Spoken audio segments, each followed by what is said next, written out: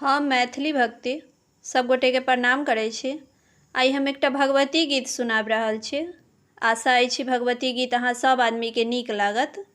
सुनू ई भगवती गीत आ हमर वीडियो के लाइक, चैनल के सब्सक्राइब सब आदमी कऽ देबै। जय मैथिली, जय भक्ति। जिंदगी में लागल छै माँ दुख का पथारी है। जिंदगी में लागल छै माँ दुख का पथारी है। कोना क लिखलौ मैया, कोना क लिखलियै मैया, एहन कपार हे। कोना क लिखलियै मैया, एहन कपार हे। जिंदगी में लागल छै माँ दुख का पथारी है। कोना क लिखलियै मैया, कोना क लिखलियै मैया, एहन कपार हे। कोना क लिखलियै मैया, एहन कपार हे।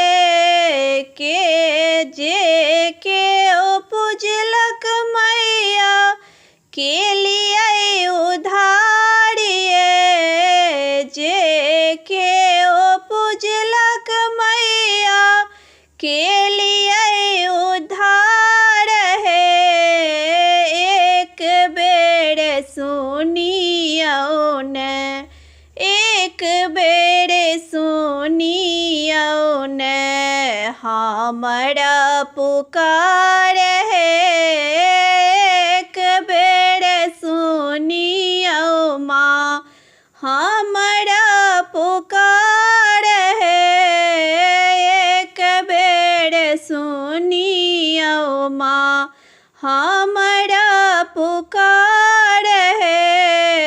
कोना क लिखलियै मैया, कोना क लिखलियै मैया, एहन कपार हे। कोना क लिखलियै मैया, एहन कपार हे। बेघर के घर देलियै, भूखल के आहार हे। बेघर के घर देलियै, भूखल के आहार हे। हमरा किया ए मैया, हमरा किया हे मैया, करै छी बाहर हे। हमरा किया हे मैया, करै छी बाहर हे। लिखलौ कोना क मैया, लिखलौ कोना क मैया, एहन कपार हे। लिखलौ कोना क मैया, एहन कपार हे। 10 दिन भोर साँझ आएब हम दुआरी हे। 10 दिन भोर साँझ आएब हम दुआरी हे। नीपब पीरी अहाँ के, नीपब पीरी अहाँ के, रहल निहारी हे।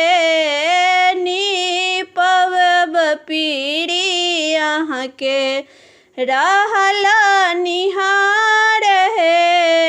लिखलौ कोना क मैया, एहन कपार हे। लिखलौ कोना क मैया, एहन कपार है जिंदगी में लागल छै माँ दुख का पथारी है जिंदगी में लागल छै माँ दुख का पथारी है लिखलौं कोना क मैया लिखलौं कोना क मैया एहन कपार है लिखलौं कोना क मैया एहन कपार है।